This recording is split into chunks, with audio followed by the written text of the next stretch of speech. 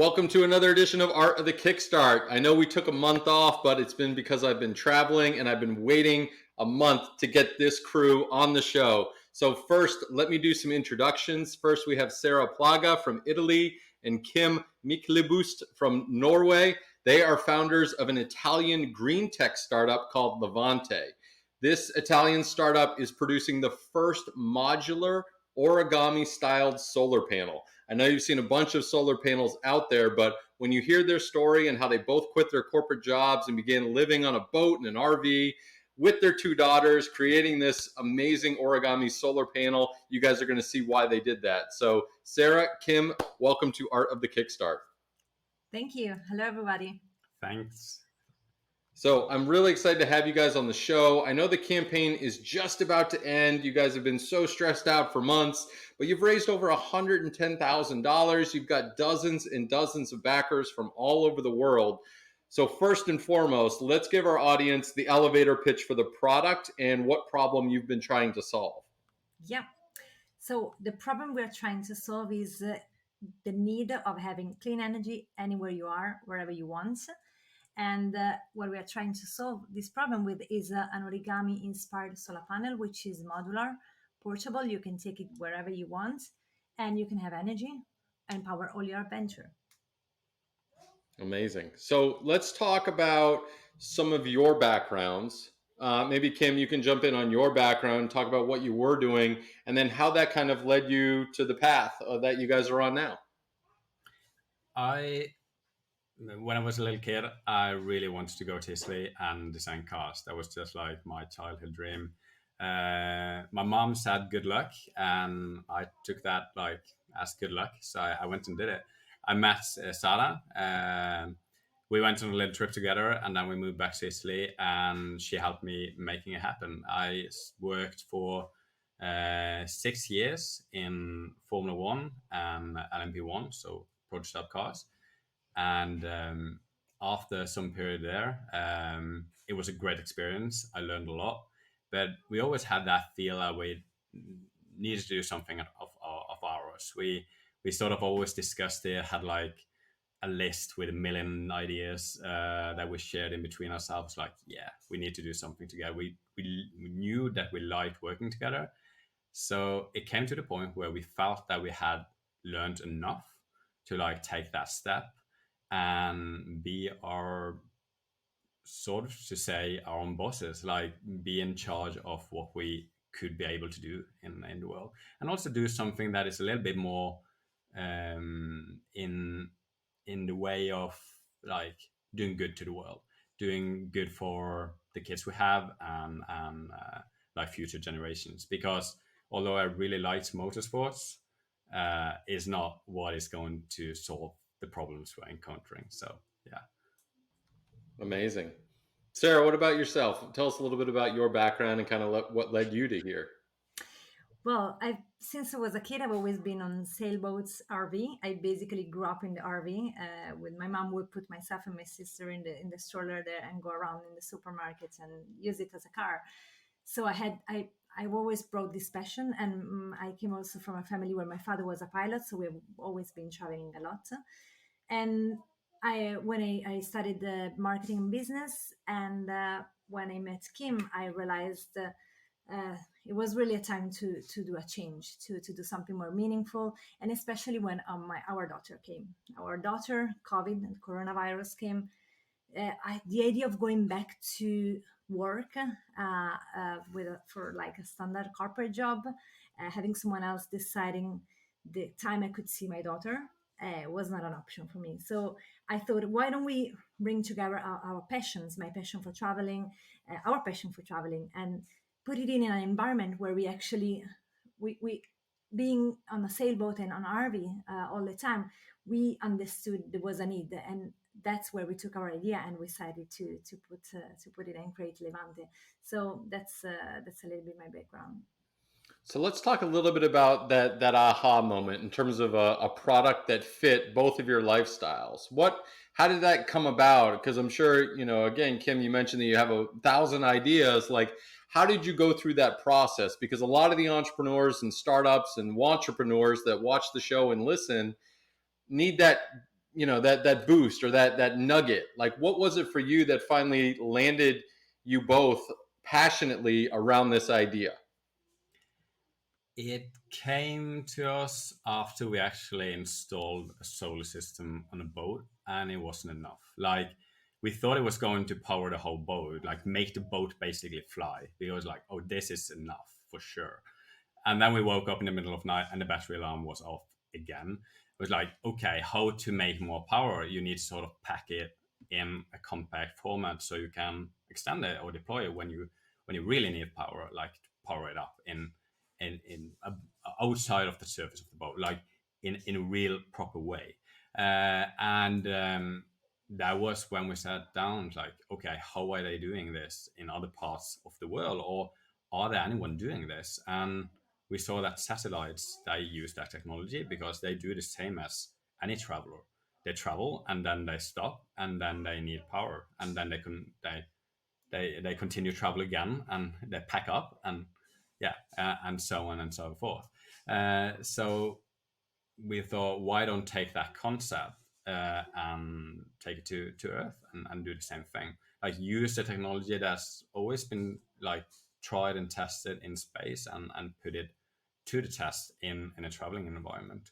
And it was all about the scratch your own itch. Like, we needed more power, so we thought, okay, we make a product that will make power in the best way for our own needs. If we need it, other people will need it as well. So that was what made us take that step. Then, as entrepreneurs, you validate, you test, you ask people, you talk with people. That's sort of what you need to do, because what's in your head is maybe 2 or 3% of the truth, and then you sort of need to discuss with everyone else what is actually a good thing to propose in the market. But to take that first step, that was like what kicked it. And yeah, we played around with paper. I still remember, like, I ripped this. When I worked in this corporate job, and I worked in that office, sitting designing cars, did what I actually wanted to do in life.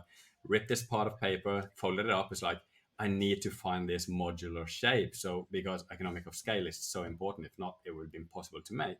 Right. So, and we managed to find this sort of fold that works quite well, also in a normal like setting. I showed it to Sara, and she was like, "That's pretty cool." And Let's do this. let's try it, because that was like, we really wanted to go on and do our own thing, and that was like that kicked it off. So yeah.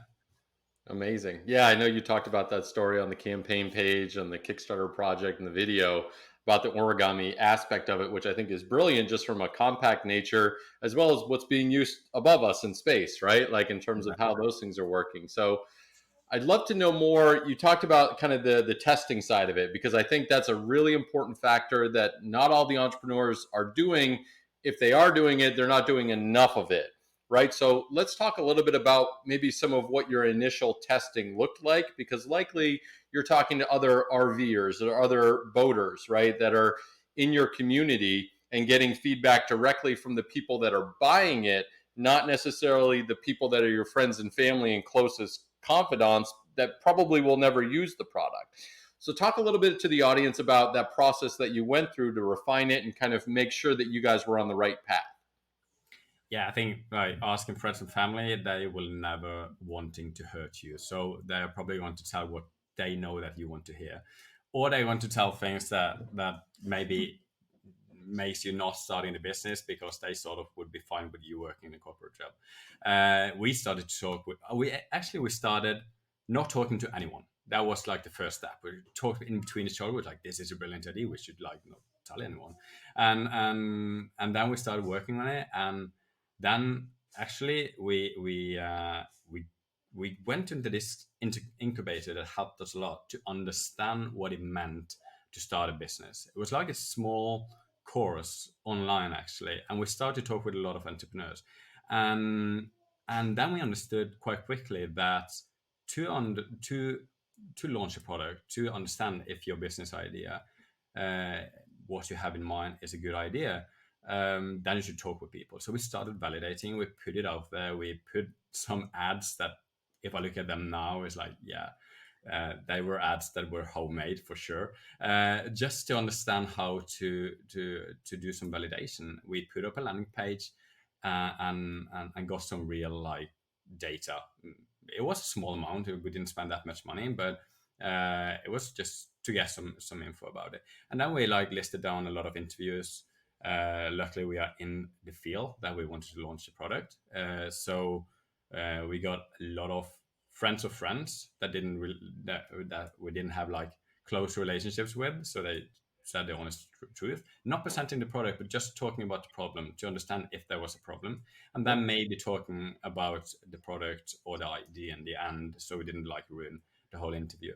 And we got some like confirmation that there was something in the idea, but it took quite a lot of time. I have to say, we worked like from the not talking phase to the we are telling everyone so we can get some info on this. It took at least 6 months. Yeah, Yeah.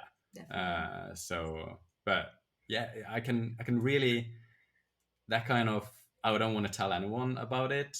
I think any want to be entrepreneur or entrepreneur in general, I think even if you should start a new company doing another thing, I would probably have a little bit of that sort of pride feeling still, Yep. because you need to get over that, and then it's like, okay, now I can talk with anyone about it, and you know that you need to go through that second phase of validation before actually uh, developing anything. If not, it's a waste of your time and, and anyone's time. And Really. an idea is just an idea. It's the execution that is the most important thing. So Yeah. that's where you really need to put your effort.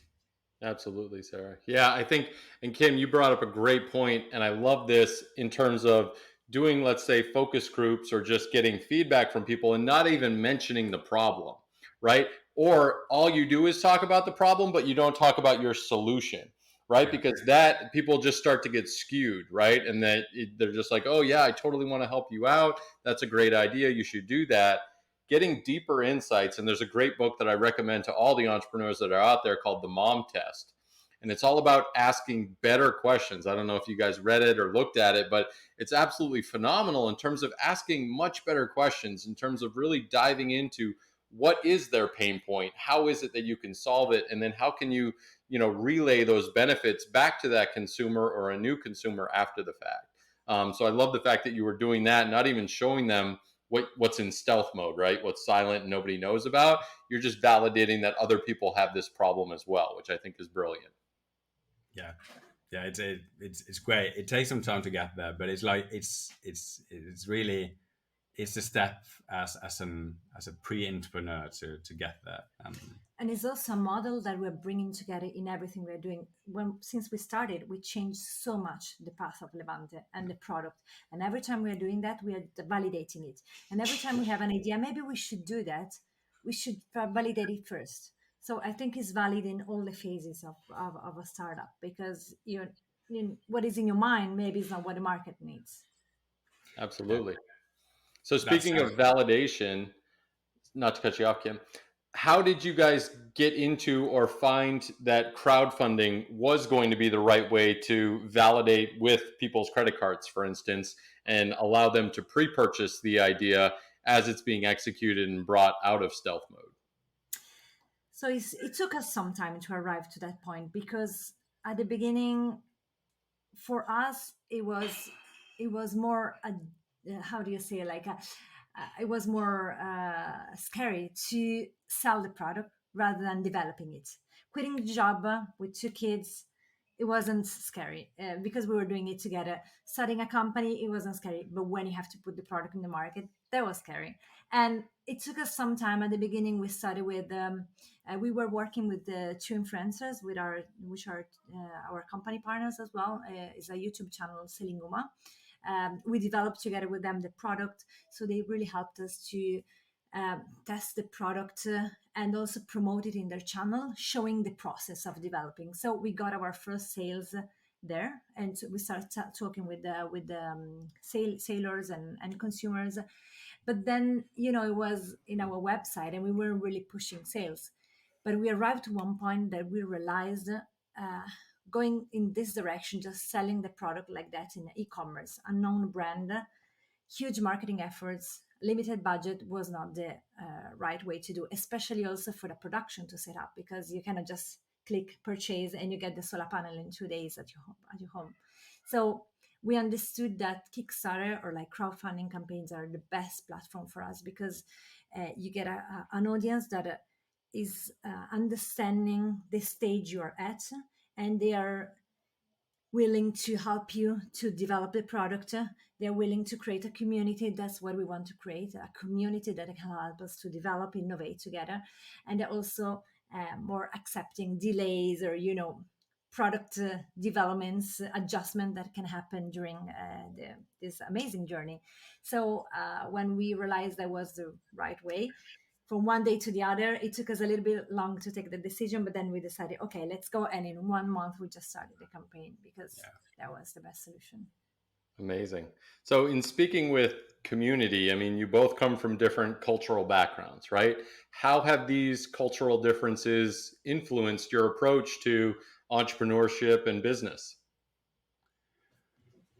I think cultural differences in general, it's mostly a benefit, because if you grow up in two different ways, in two different like societies, two different ways of doing things, and if you're good at understanding the fact that you are different, compared to, in this case, my wife, it helps you out to like find the best middle ground to go forward. So for us, to it's we have two different ways of working for sure, but we try to like combine that to work in the best way possible. So I think in general, it's a really good thing for us. And it may, since we come from two different cultures, it's only two cultures of, let's say, I don't know, 500 in the world. So we are happy to discover what the other 498 are all about, so it keeps your mind open. Yeah, I think, open, yeah. definitely. Absolutely. Well, Sarah, I know Italy is renowned for its design and craftsmanship. How have those aspects influenced your business or the product development process? I think it's really important, because that's something we want to bring in Levante as well, in the origami panel. We don't want to build a functional product, but also something with an aesthetic. There's a beauty behind it. There's the dolce vita, it's a whole experience we want to sell, and also a new brand with strong values that is part of our heritage. But also, what we want to do, we want to incorporate that design that is typical from the Italian motorsport industry and design in general into the panel. And I also think that for us is really important how the product is made. We had the option to create a company in Norway, which was probably would have been easier to get fundings from the Norwegian government, but we really wanted to stay here, trust this country because it's our home country, and really try to develop a product that works, working with local suppliers that have these amazing hand skills and design skills, and really make it scalable to a worldwide level. So that's a little bit our idea for the product. Amazing. So throughout this, building of the company and getting everything together, what might be some underutilized strategies or tools in your respective markets that you guys believe entrepreneurs should be leveraging more? That's a brilliant question. That's a really hard question as well. Yeah. I think what is it's maybe a cliche, or it's like a given saying this, especially at this stage that we are now. Like, we are still early on, so it's like, of course, let's talk again in a couple of years and see if I will say the same thing. But I think getting out of the door, having the courage to actually try selling before you're actually ready to sell, is something that everyone knows that they should do, but they're still not doing it, and we were still not doing it. So I think that's like have the courage to actually go out there and sell, because the most important thing is to sell. Even if you're not ready, you will never feel ready anyway. So that's sort of the unutilized thing, and it's so the basics of having a company is making something or selling something and then making it, or making something and then selling it. That's sort of the basis of a company. But still, you sit there and like, am I ready to sell it now? Should I? Or I don't know, maybe I should wait a month. So I think just getting out there and have the courage to do it, and then like put a timeline on everything. Yeah. Yeah. Because a lot of people have said this, but I think it was Elon Musk saying this. Like, if you give yourself 30 days to clean a house, it would take 30 days. Exactly. If you give yourself 3 hours, it would take 3 hours. So just put a deadline, on it, and then you're there.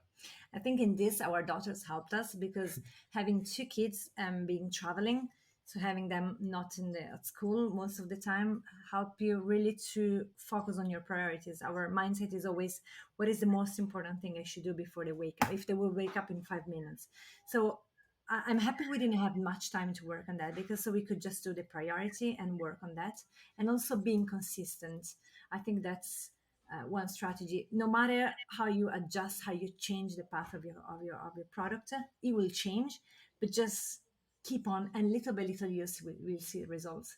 We always say there's a phrase that if you can't change the direction of your wind, adjust your sails, and we Yep. always say adjust the sails. That's That's what our I do. mindset. Yeah. Adjusting the sails, and you find the direction, listening to people. So unutilized strategy: have two kids Yeah. and then start a startup. That's a good one, Yep. because then you don't have time to do anything you shouldn't do.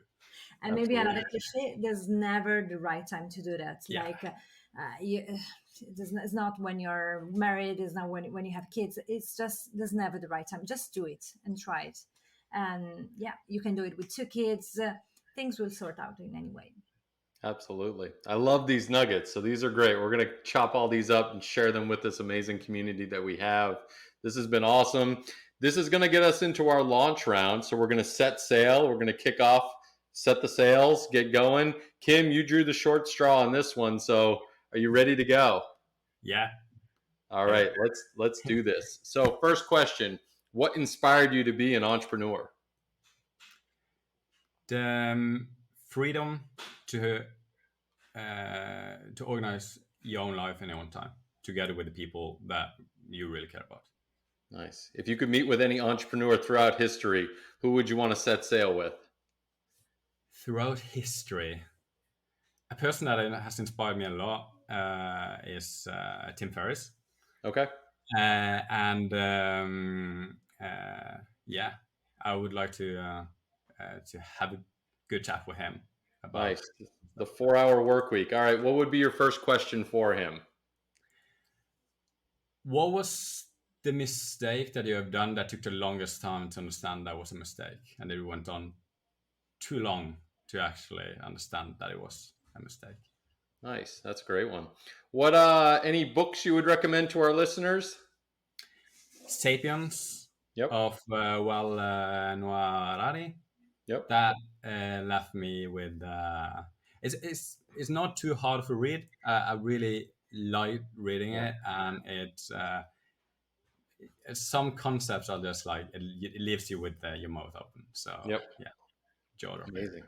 What piece of advice would you give to a new inventor or entrepreneur that's looking to launch their innovation? We have talked about this. Talk with anyone about it. Yeah. Nobody has time to steal your idea because they are focusing on their own life. So just talk with people about it, and don't talk with like your best friend. No, talk with them as well, but talk with everyone about it, and talk with people that are where you want to be in the future. So if you manage to talk with if you want to like to a CEO, inventor, or something like that, they have all the experience that you need. Absolutely. So I know this is important to you as well as your company. So I wanted to know, what does helping the planet mean to you? Getting a real understanding of the impact of the things you are doing and the products you are making. I think in today's world, greenwashing is a big word, and we get a lot of information from a lot of different sources that are not necessarily reliable. And I think a lot of people really want to do the best they can, but they get a lot of false information. I think the essence of taking care and caring about the world is thinking that if everyone did the same as you did, what would be the consequence? And if everyone bought the same product as you did, what would be the consequence? Or if any company made, let's say in our case, solar panels in the same way that you did, what would be the consequence? So always ask that question. And you should ask it not once, not 4 times. You should do as a kid, they just go on asking. Yeah. So, yeah. Amazing. All right, last question. And I know your first Kickstarter campaign is about to end, but I want to hear your take on what does the future of crowdfunding look like? I think it has a great future. I think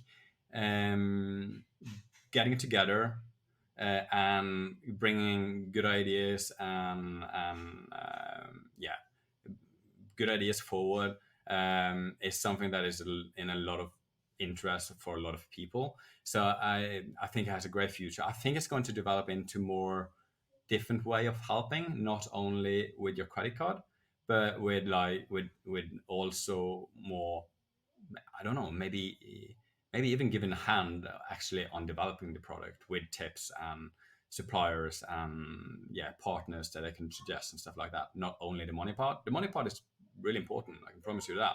But I think it's going to be like evolve into this kind of huge community that wants to develop something together.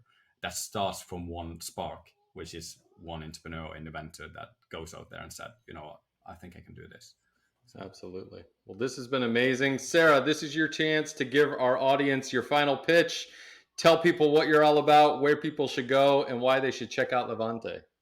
Yeah, so Levante is our origami modular solar panel is available in our website where you can check all the updates, all the future steps, and really support our journey. And the website is www.levante.eco, like ecological. And you can just check there all our updates or follow us on Instagram, Levante Solar. Thank Amazing. you. Thank you. Audience, thank you for tuning in. Make sure to visit artofthekickstart.com for the notes, the transcript, links to the campaign. That'll probably be over, but at least we'll link back to the website where you can check it out and still pre-purchase the product. So definitely check that out. And I got to give a big shout out to our crowdfunding podcast sponsor over at Product Type, the top newsletter for new products that just launched. Sara, Kim, thank you so much for joining me today on Art of the Kickstart. Thank you. Thanks to you.